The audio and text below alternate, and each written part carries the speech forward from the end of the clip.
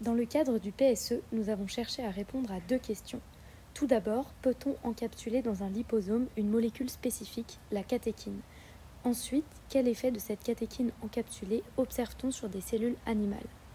Un liposome est une structure qui est efficace pour encapsuler des molécules hydrophiles en son cœur, hydrophobes dans sa bicouche lipidique, que vous voyez représentée sur la figure 1.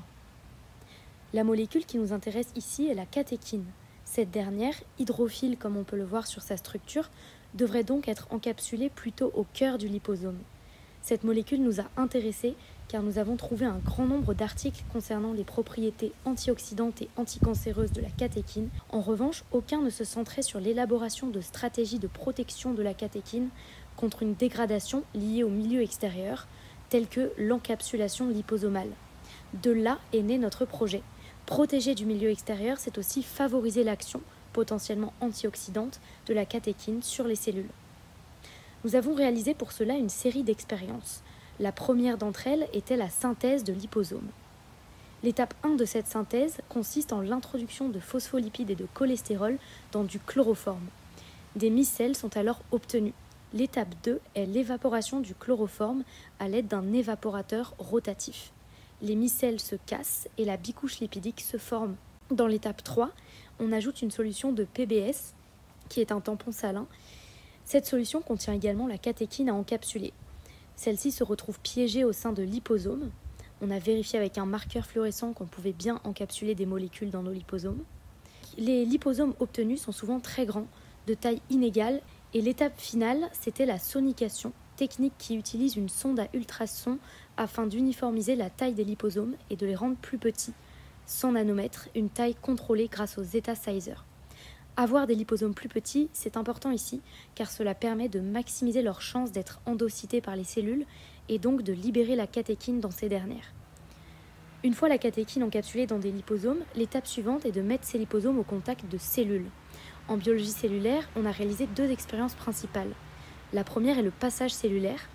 Donc lorsque dans une flasque de cellules, les cellules qu'on utilisait, donc MDCK, deviennent confluentes, elles n'ont plus assez d'espace pour grandir. Il faut effectuer un passage cellulaire.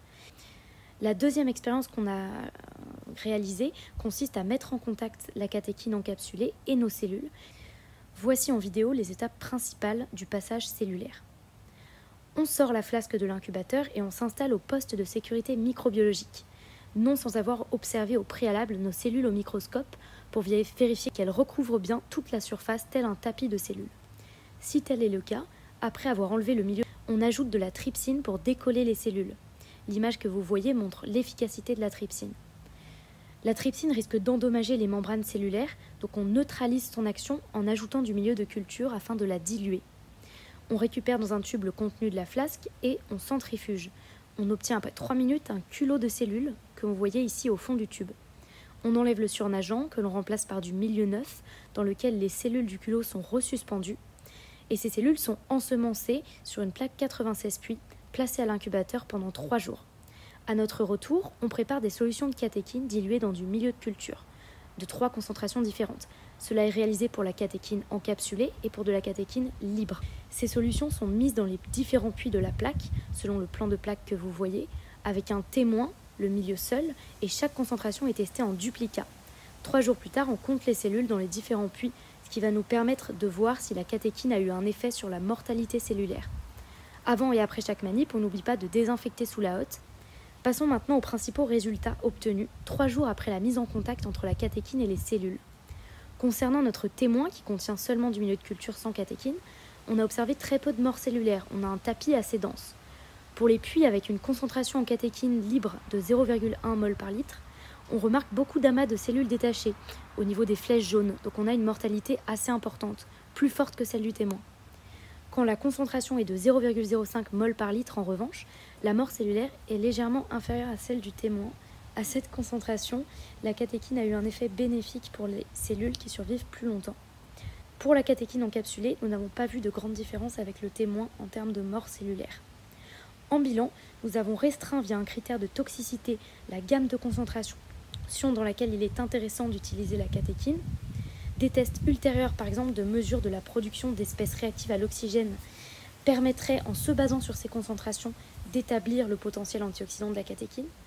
Cependant, on n'a pas observé d'effet de la catéchine encapsulée, contrairement à la catéchine libre. Alors, est-ce que la catéchine qui est rentrée dans les liposomes était en concentration trop faible ou est-ce que les liposomes étaient trop peu nombreux? Ces deux questions restent en suspens.